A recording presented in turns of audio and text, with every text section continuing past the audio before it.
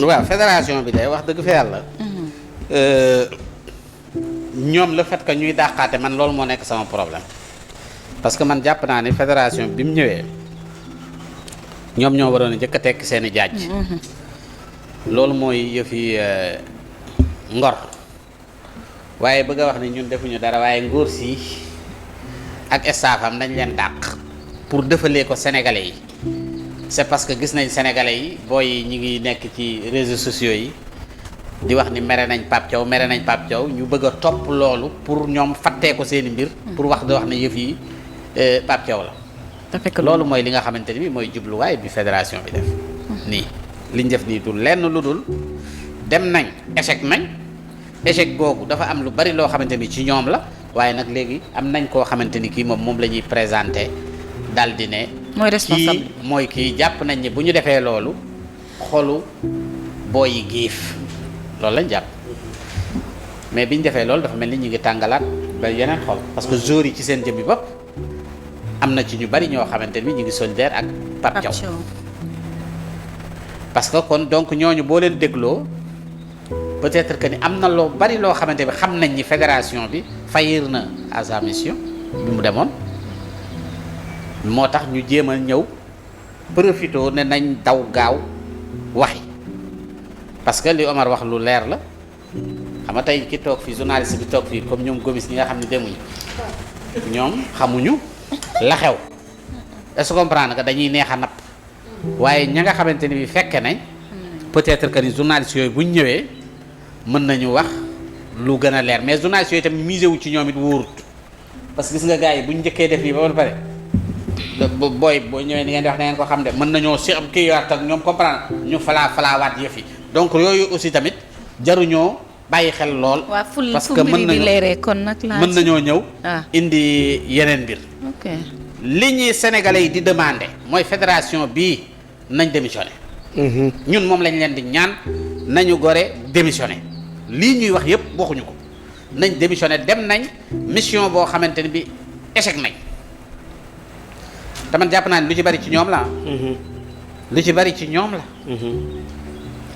fédération bi. lu ci bari man jàpp naa ni yëf yi ci ñoom la comprendre xam nga Khady Gueye dafa waxoon wax ju am solo yoo xamante ni bi jàpp naa ni war na jëm parce que dafa wax ne am na ñu bari ñoo xamante ni bi jariñuñ sport mais dañuy jariñoo sport waaye waxoon na ko de ay lobby dafa am ci li nga xamante ni bi waxoon na ko ministre mooy mbir yi bi muy def passation de service bu am solo la def daal ne ko nag am na ñu bari ñoo xamante ni bi dundaluñ sport mais dañuy dundee sport te loolu feeñ na parce que bu ñu demee ba joueurs yi di lekk ay fataaya ak mburoog ton ci mbedd yi. loolu tamit nag. mais gisoo joueurs yi xanaa gisoo leen. di jënd ay hamburger lu ne ñu dugg ci mbedd yi di lekk joueurs sénégalais yi doo nga gis ñuy ŋàmp xàmp ci mbedd yi mais loolu gàcce la.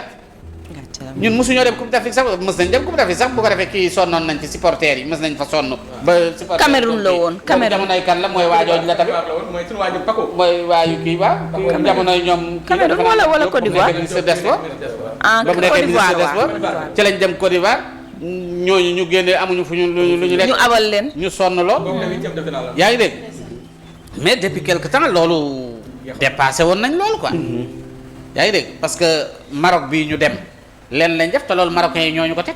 bàyyi ñu ci mbedd yi ñuy wëndeelu loolu du ci ñëpp xam nañ ni marocains yi bañ waree daje ak ñoom lañ commencé indi tànk bukki. waaye à part loolu amutoon beneen kii boo xamante ni gis nañ ko fa. donc fédération bi li gars yi di wax na ñëpp génn ñu daal di demander. démission fédération. ñu teg seen ndomba tànk parce que ñii dañuy dundee sport.